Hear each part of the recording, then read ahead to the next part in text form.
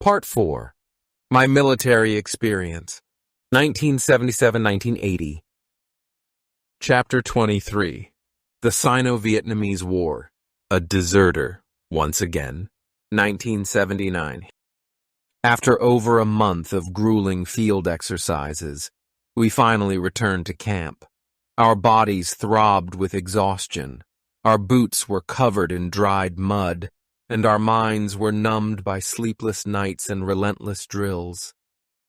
As we formed up for roll call, unable to stand upright, the officers shared the news with controlled pride. The campaign we had just experienced was the first large-scale live-fire military exercise conducted by the Anhui Provincial Military Command since the Communist Party came to power. We thought we had secured a break, an opportunity to rest and return to the normal rhythm of military life. However, that hope was short-lived. Just a few days into the new year, another order came, one that would obliterate any semblance of routine or predictability. The entire regiment gathered for a large mobilization rally. The January air was frigid, each breath stinging in our lungs, yet the cold failed to lessen the electric tension around us. We stood rigidly in formation as the regiment commander stepped onto the stage, his voice slicing through the wind like a knife. "Comrades," he shouted, "we are preparing to head to the front lines." A stunned silence enveloped us. This wasn't a training ground. It was a genuine war, a battlefield. And the adversary? Vietnam. Grasping the reality felt overwhelming. Throughout our lives, we revered Vietnam as a revolutionary ally and a comrade in the significant anti-imperialist fight. Ho Chi Minh's North Vietnam thrived under the same ideological banner as China, supported by the Communist International, and its successes were hailed in our textbooks and radio programs. During the lengthy years of the Vietnam War, as the North fought the South and resisted the United States, China provided military and logistical support across the border, guns, food, training, and advisors. They were heroes in our eyes, an extension of our own revolutionary spirit. However, in 1975, everything shifted.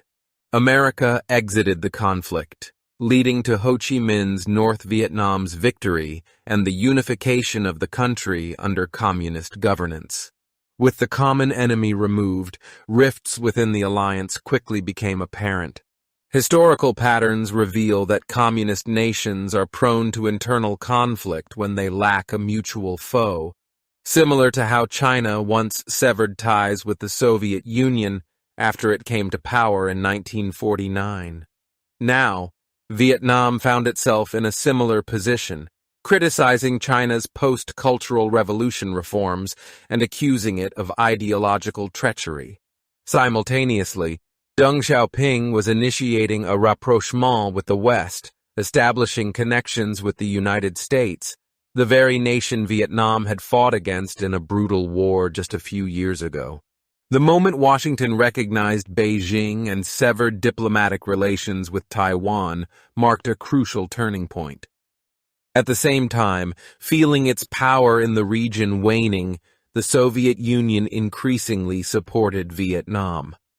In response, China grew more alarmed at the rising Soviet influence near our southern border. Border conflicts had become more frequent. The minor skirmishes rapidly escalated into significant confrontations.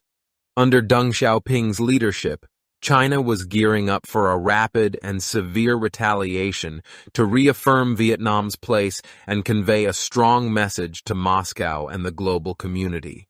Officially termed a self-defense counterattack, it was in fact a strategic invasion, and we were ordered to engage in it. The army boils over with excitement. The entire military camp buzzed with restless energy. Each day featured yet another mobilization rally, another oath-taking ceremony, and a fresh pile of hastily written letters from soldiers eager to reach the front. Whether it stemmed from genuine patriotism, peer pressure, or the fear of being perceived as disloyal, everyone had to write one. It was simply the norm. One afternoon, while we waited in line outside company headquarters to submit our letter of request for combat, the company bugler, a wiry, wide-eyed soldier whose trumpet had once called us to drills, meals, and parades, suddenly did something none of us anticipated. Without saying a word, he brought his hand to his mouth and bit into his finger. Hard. Blood appeared, followed by another drop. Everyone remained still, watching in shock as he wrote with his fresh, crimson fingertip on a sheet of paper. When he was done, he lifted the bloody paper and extended it toward us. I demand to be sent to the front line in this bloody letter. His face shone with intensity. The people around him whispered, their expressions conveying either admiration or disbelief. I observed him silently but felt nothing. This was different from the street fights I had endured in Shanghai. This was war. A real war. For the first time, however, I felt neither fear nor excitement, only detachment, as though I were a spectator in another's dream or nightmare. Subsequently, directives arrived from the Central Military Commission. All the northern units were instructed to prepare for a potential Soviet invasion, while the southern units, including ours, were ordered to mobilize for operations against Vietnam. Our independent regiment was tasked with sending 1 battalion to the front lines. Just like everyone else, I had submitted my request for deployment. There were no options. It was wartime. It was a quiet afternoon. Half asleep, I was stretched out on my bunk in the barracks when I heard the bugler at the door call my name. The company commander wants to see you. His tone was nonchalant. It did not sound unusual. I sat up, tied my boots, and headed to the headquarters. The commander stood behind a worn wooden desk, awaiting me. He didn't invite me to sit. Instead, he observed me, as he said, almost too casually, "The company has decided to appoint you as the new company clerk. Gather your belongings and move over immediately." I froze. A company clerk? Now? We were just days, perhaps hours, from deployment. A third of the company had already received orders. Weapons were cleaned, letters home were written, and even the bugler had penned his in blood. Yet here I was, deputy squad leader, elite mortar gunner, veteran of the Red Guards, now reassigned to paperwork? I had spent weeks mentally and emotionally preparing myself for war. I envisioned the mortar barrel pressing into my shoulder, the jungle heat rising through my boots, the artillery's roar rattling the ground. Now that vision had faded, replaced by ledgers, duty rosters, and filing cabinets. Why? Was it due to my neat handwriting? Because I knew how to organize supplies? Or was it because someone, perhaps the political instructor or the company commander, had quietly deemed me more valuable with a pen than a rifle? I didn't inquire. I nodded, saluted, and departed. Yet internally I felt conflicted. A quiet relief washed over me. Perhaps I would survive the war. However, lurking beneath was a darker thought. You're evading war once more. This wasn't the first time that happened. Previously, I was on my way to Haifeng Farm. Just before departure, I was pulled aside and sent to the army instead. Now, at the brink of going to the front lines, I was being redirected away from the war again. Someone, somewhere, had decided on my behalf.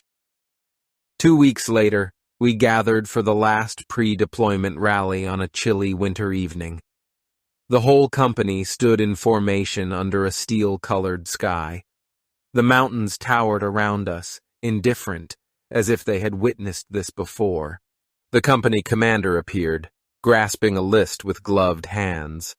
His tone was flat and formal as he announced the names of those selected for deployment.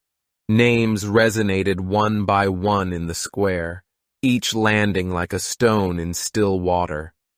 There were no cheers or applause, only the sound of boots scraping on gravel and the occasional muffled sniffle into a sleeve. 3 days later, just after sunrise, we gathered on the parade ground. The morning air was biting, slicing through our uniforms and causing our breath to hang in the air like a cloud of smoke. The buses rolled in. One by one, the selected soldiers stepped in, some with rifles slung over their backs, while others held them tightly like anchors.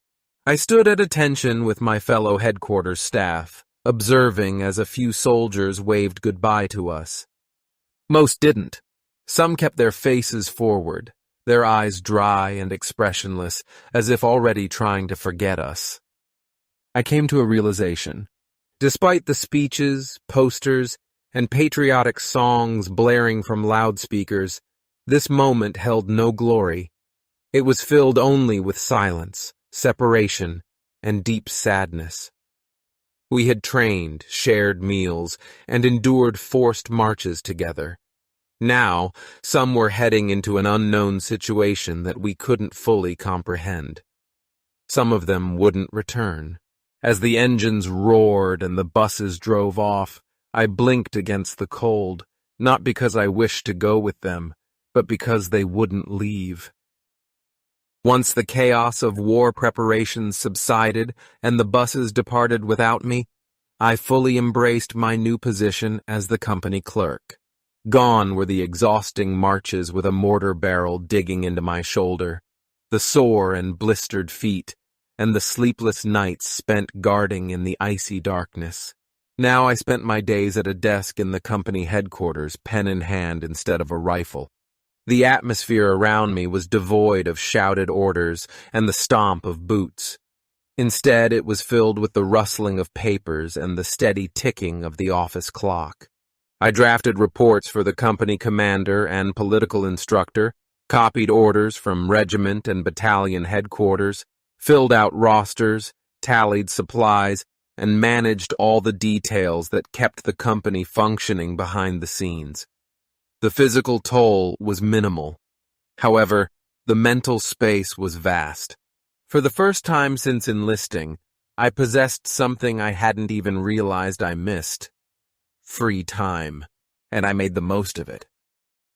I resumed serious reading. I immersed myself in Les Miserables, letting Hugo's characters transport me far from the Anhui Mountains. I didn't understand why tears flowed when Bishop Myriel forgave Valjean for taking his silverware and gifted him additional silver candlesticks. This moment was simple, almost quiet, only a few pages in the book. The bishop, serene and kind, placed the candlesticks into Valjean's sack, telling the police that he had given them as a gift, and declared to Valjean in front of everyone that his soul now belonged to God. Yet, something about that scene shattered me. Perhaps it was the surprise of compassion, the overwhelming burden of kindness. It could have been the idea of someone who endured so much pain, receiving not punishment, but grace. Or possibly it was the bishop himself, a man with nothing, yet giving everything. Whatever the reason, I couldn't stop the tears from flowing. They came out of nowhere, obscuring the words on the pages. And for the first time in a long while, I felt something awaken within me, something I couldn't comprehend. That even in the most challenging, seemingly hopeless situations in life, redemption could still exist.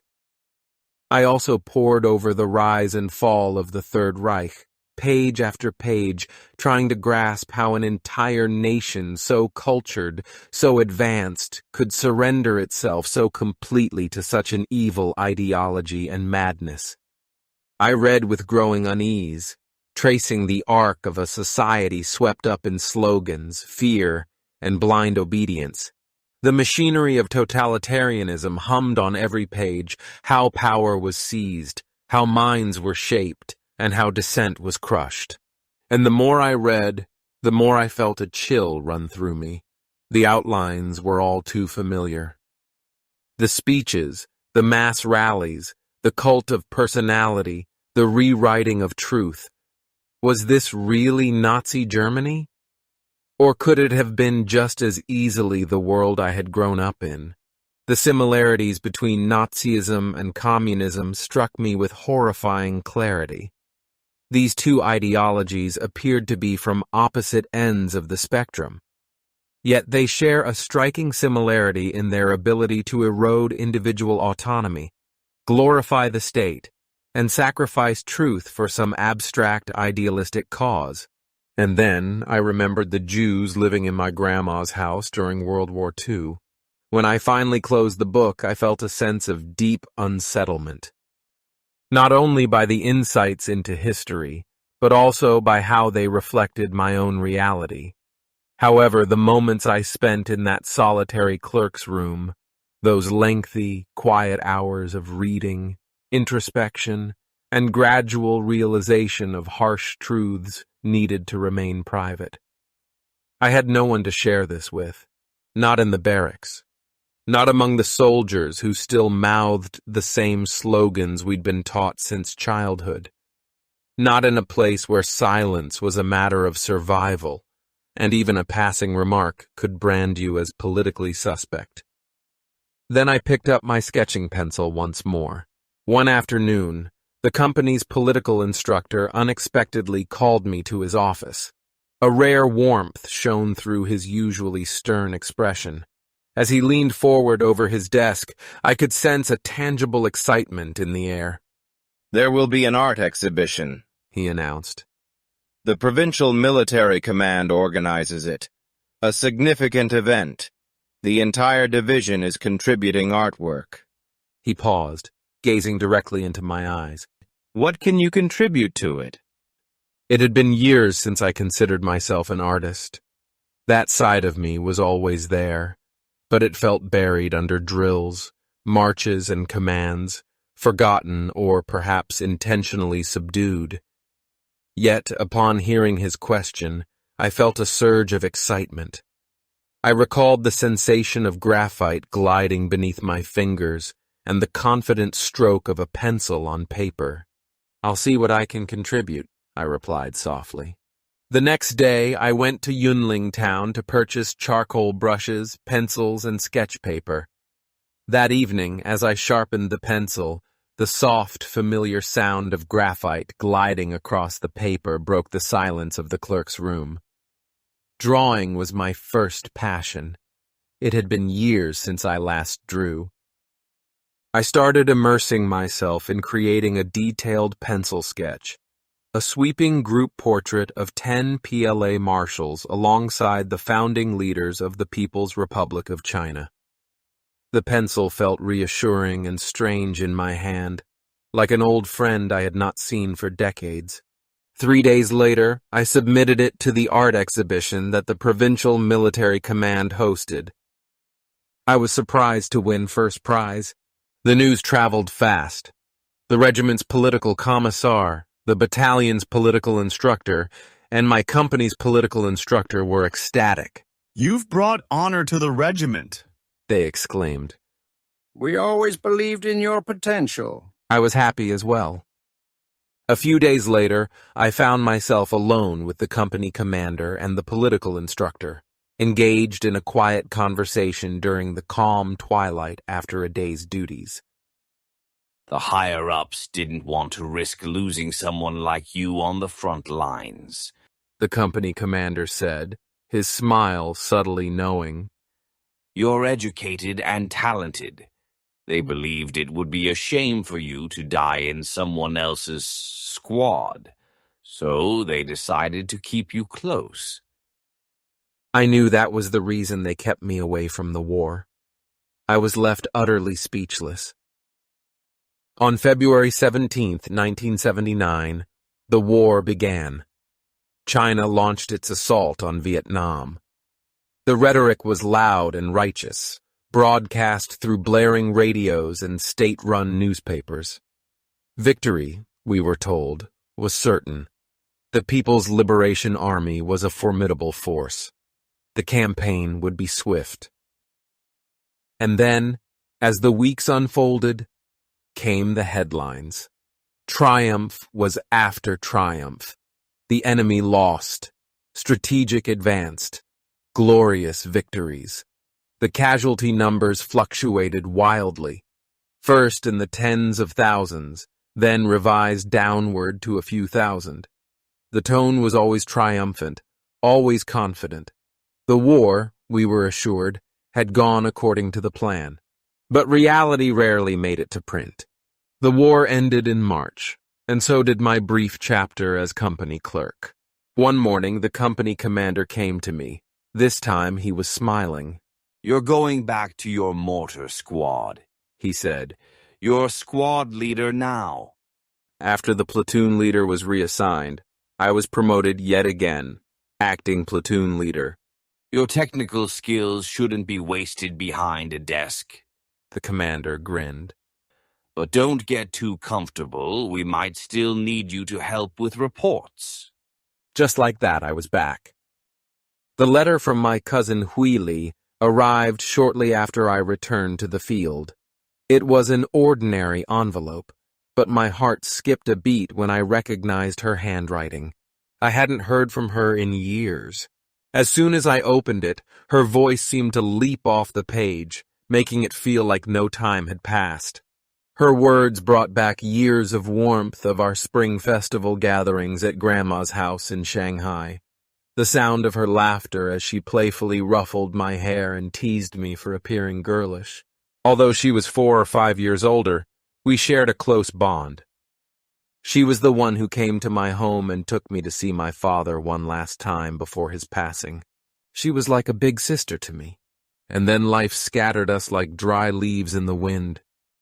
Following high school, she was sent to a rural commune in Luan County in northern Anhui Province as part of the Going to the Mountains and Countryside movement campaign.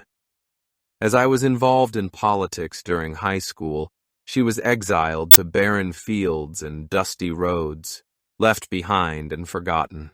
She mentioned that after finding out I was in Anhui, serving in the military, she couldn't sleep that night. "Had I known earlier," she remarked, "I would have visited you much sooner." Then came the question that caught me off guard. "Can I come visit you at your military camp?" Initially, joy washed over me. The prospect of reuniting with her after so many years felt like sunlight piercing through a cloudy sky. Just a year earlier, I had traveled through Luan for my music learning at Anhui University without realizing she might be nearby. And then a sense of duty crept in. I was no longer just a boy.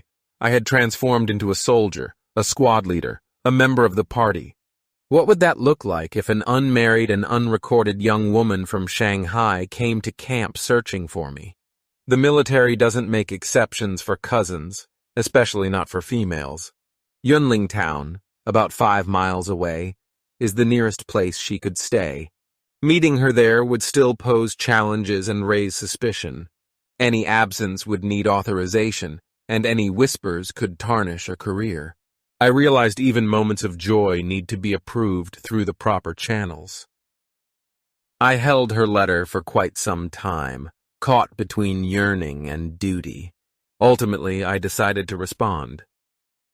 I expressed my joy at hearing from her and indicated how greatly I missed her.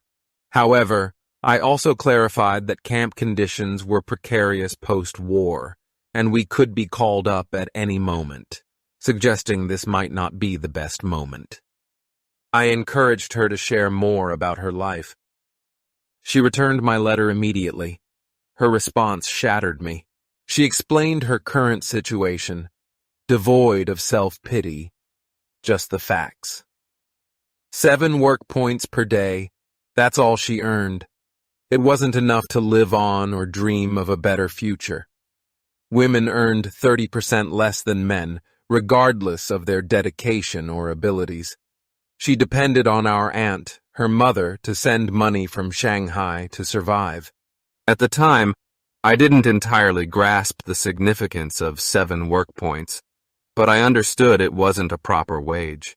It represented rationed suffering. a measurement of a life being gradually silenced. My cousin, intelligent, beautiful, and full of potential, had been overlooked by a system that claimed to cherish individuals like her.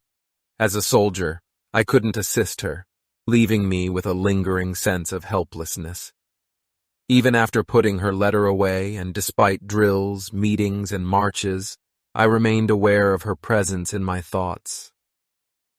On a humid June afternoon, as I reviewed equipment rosters at the company headquarters, a courier arrived on his bicycle, mud on his boots and sweat trickling down his face. He presented me with a sealed envelope official orders from the regiment headquarters. I opened it and read the first line. I was being assigned to the division headquarters in Luan County for officer training. I understood immediately what this indicated. This transfer was anything but standard. It represented the first official step toward becoming a commissioned People's Liberation Army officer. By my third year of service, most soldiers in my cohort had completed their compulsory term. Only a select few, distinguished by their potential and under military observation, continued for a third year. Choosing was significant. It reflected trust and indicated a clear career path. Furthermore, it meant I was advancing towards an unavoidable future, that of a military officer.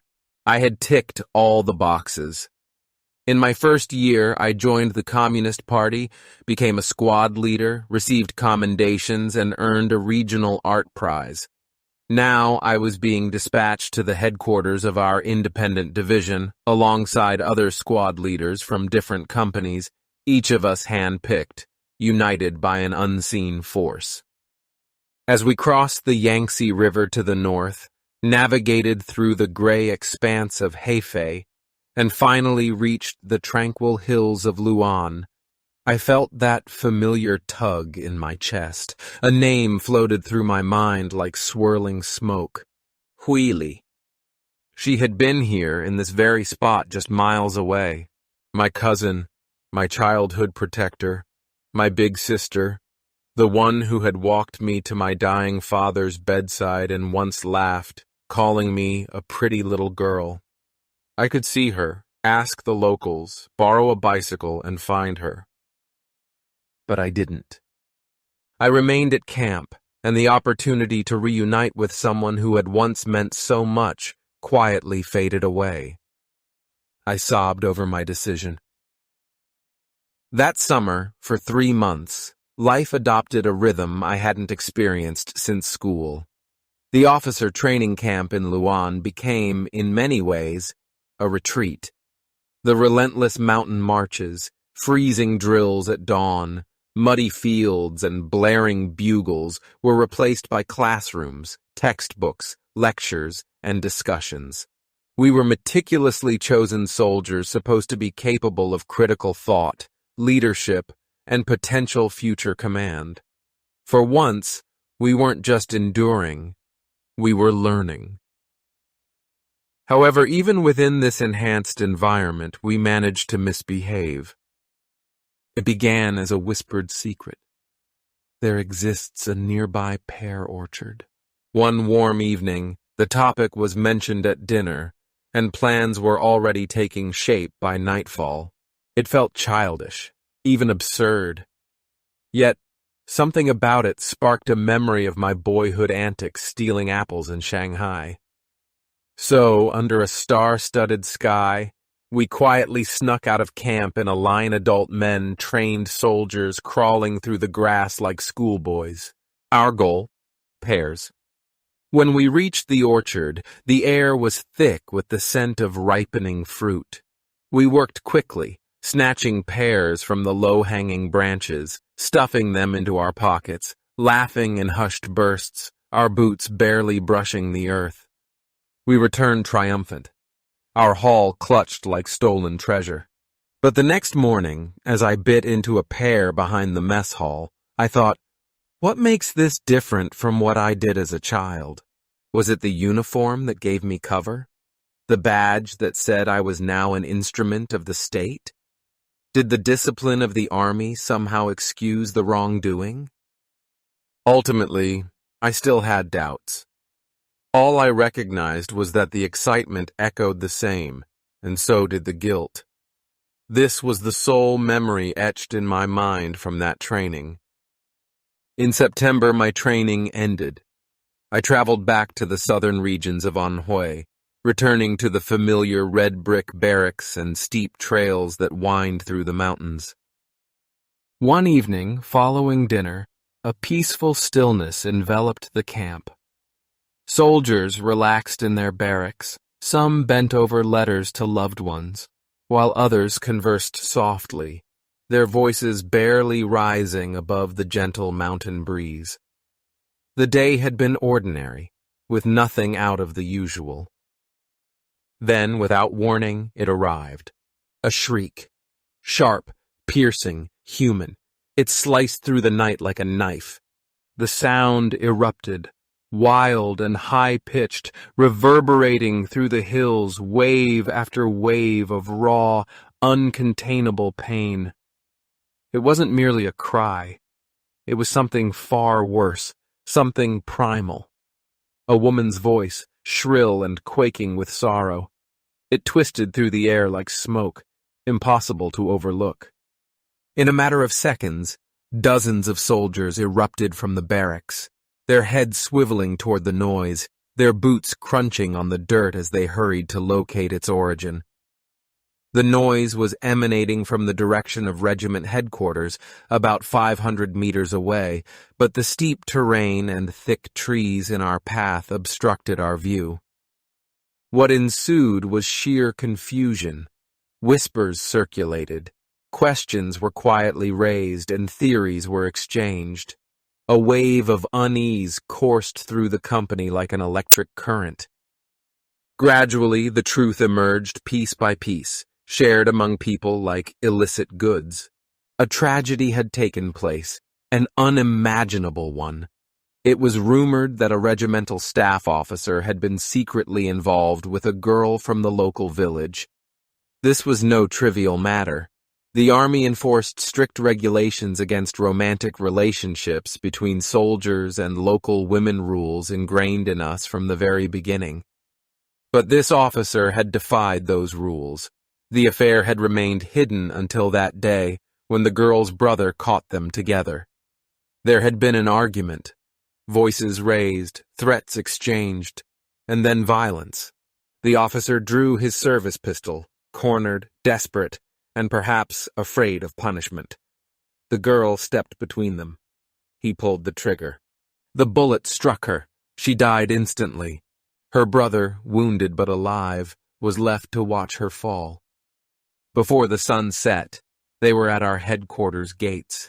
Led by her family, dozens of villagers marched toward our camp, pushing a wooden cart bearing her body.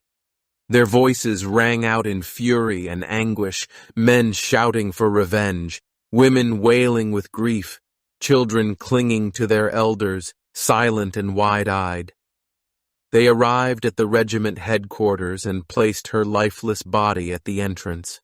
They refused to leave. Incense was lit. Lamps flickered in the darkness. Her blood-stained dress, still visible beneath the shroud, fluttered faintly in the wind. The camp was paralyzed. Inside the gates, officers froze. No one knew what to do. The authority we had always believed unshakable was now face to face with something even more powerful: grief. Panic set in behind closed doors. The political commissar pounded his fist on the desk. "This must not leave the camp," he barked. "Handle it!" But how? The truth couldn't be undone. A soldier had killed a civilian, his lover in cold blood. The villagers wanted justice. The officer deserved a court-martial. But this was no ordinary disciplinary case. It was a crisis, and it could become a catastrophe if it reached the higher command. Eventually, the regiment commander and several senior officers stepped out to face the crowd. The villagers didn't budge. Some had brought farm tools, hoes, sickles, shovels gripped in tight fists like weapons. Tension crackled in the air. One wrong word could ignite a riot. The commander spoke calmly, offering condolences, promising punishment, and offering financial compensation to the family. But the villagers wanted more than money. They wanted blood. In the end, a deal was struck, quietly, desperately. The officer was removed from the regiment. His fate remained unknown. The family received a sum of money enough to be considered generous by rural standards. The villagers agreed to leave, but not until they had performed a funeral procession right there, on army soil. All through the night they remained outside our gates. They chanted, cried, lit incense, and mourned in unison. Her body remained until morning, surrounded by flickering candlelight and the scent of ash and sorrow. By dawn, they were gone, but nothing had returned to normal. Everyone in the camp was aware of what had happened. No one talked about it, but the silence was heavy. And we all understood, perhaps for the first time, that even in the iron discipline of the army, grief can overpower even the most stringent command. Even a regiment must kneel when confronted by death. And then the accidents began. First, a combat engineer was blown up by a landmine during a routine training exercise, his own landmine, planted earlier that day. Then, during a mortar drill, a misfire detonated inside the barrel. Several soldiers were wounded. One nearly lost his arm. Rumors spread and superstition followed. Some said the base was cursed, and others whispered that morale was slipping. But one thing was clear. Something had changed. The old sense of enthusiasm, unity, and pride in training was gone. In its place was caution, hesitation, and a quiet dread. Nobody said it aloud, but we all began to operate by a new unspoken rule. Avoid risk. Stay out of trouble. It felt eerily familiar to me, like the final days of the Cultural Revolution, a time when politics mattered more than performance, when doing nothing was often safer than doing something right. We had survived the war with Vietnam, but something darker had settled in its place, an invisible fog, and no one knew how long it would last. The year 1980 arrived. It marked the beginning of my 4th year in the Army, an important milestone shaping my future. This was the year I would achieve my commission. Everything up to this point, every training, promotion, and challenge had paved the way for that designation, officer. I possessed the rank, the party membership, the technical skills, the confidence of my superiors, and a solid reputation throughout the regiment. Yet, beneath it all, I felt tethered to home. The desire for home flowed like an unseen stream under everything I engaged in. The regiment commander and political commissar recognized this clearly. They had placed considerable trust in me, perhaps more than any other recruit from our regiment. Before the Vietnam War, they had discreetly protected me, assigning me a clerk role just before the battalion headed to the front. They bestowed me rare opportunities: music training at Anhui University, participation in art competitions, and literary pursuits. They presented me with something most soldiers had rarely experienced: education, freedom of thought, and a vision of what a military future could entail if I embraced it. They wanted me to stay. I could see it in how they looked at me during meetings, in the small nods of approval, and in the subtle ways they cleared obstacles from my path. I was the kind of soldier they prized, educated, disciplined, politically reliable, skilled in both physical training and technical roles. At another time, I might have been exactly what they needed. However, I yearned to return home. It wasn't merely the exhaustion from relentless drills, limited meals, and long treks through icy mud and endless hills. It was something far simpler, something more deeply personal. It was my mother. Nearly a decade had passed since my father's departure. I hadn't been by my mother's side for almost half of that time. I missed our Lunar New Year dinners, the moments spent helping her with groceries, and her comforting presence during quiet evenings. I was absent even for those small details, those insignificant moments no one noticed except her. As I matured and my path began to diverge, I yearned not for honors or prestige, but for my mother waiting in her quiet Shanghai apartment. Still, deep down, I understood that despite my longing for home, my destiny was not solely mine to decide. This was the system we lived in. Under communism, no man charted his own course. If the party decided I was to become an officer, I would have no right to refuse. To decline would mean being marked. It would mean suspicion, disfavor, and perhaps worse. Barely a week had slipped by since New Year's Day, when the crisp air of early January carried me toward an unexpected summons. I trudged through the frost-kissed grounds of the regiment headquarters, my boots crunching against the frozen earth, my breath puffing out in fleeting clouds. Inside, the air was thick with the scent of ink and polished wood as a stern-faced officer, his uniform impeccable, looked up from a cluttered desk. His voice, steady and matter-of-fact, delivered news that felt like a sudden burst of sunlight piercing a gray dawn. The regiment was granting me a generous 14-day escape to return to Shanghai. I could go home for the Lunar New Year. The words hit me like a thunderclap. My mind reeled, teetering on the edge of disbelief. Home for the New Year, alone? The idea danced wildly in my head, almost too vivid to grasp. Me, a soldier still weighed down by duty, returning to Shanghai, not as a fleeting memory of the past, but as a living, breathing figure in the present.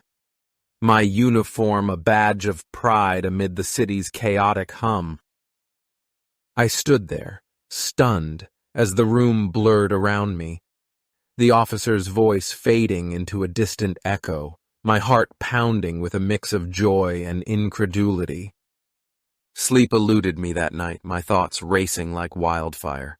By the time the first pale rays of dawn crept over the horizon, I was already up, my pack slung over my shoulder, the anticipation thrumming in my veins. I stepped out into the frigid morning, the Yunling military camp still cloaked in shadow, and made my way to the waiting bus. The bus engine growled to life, a low rumble that vibrated through the soles of my boots as I climbed aboard. The road to Jing County unfurled before me, a winding ribbon of dust and gravel, flanked by skeletal trees that stood watch against the winter sky. The journey jolted and swayed, each bump a reminder of the distance shrinking between me and home. In Jing County town, I leapt from the bus, my breath catching in the sharp air, and hurried to board a long-distance coach bound for Wuhu railway station. The seats were worn, the air heavy with the mingled scents of diesel and sweat, but I barely noticed. My eyes stayed fixed on the passing landscape fields dusted with frost, villages huddled against the cold, until the sprawl of Wuhu emerged, its station a chaotic hive of travelers. I pushed through the throng, elbows brushing against coats and scarves until I reached the platform. The train to Shanghai loomed ahead, a hulking beast of steel and steam. I squeezed aboard, the press of bodies warm and suffocating, the air buzzing with murmured conversations and the clatter of wheels against tracks. As the train lurched forward, carrying me toward the city of my heart, I felt the weight of the miles fall away, replaced by the electric pull of homecoming.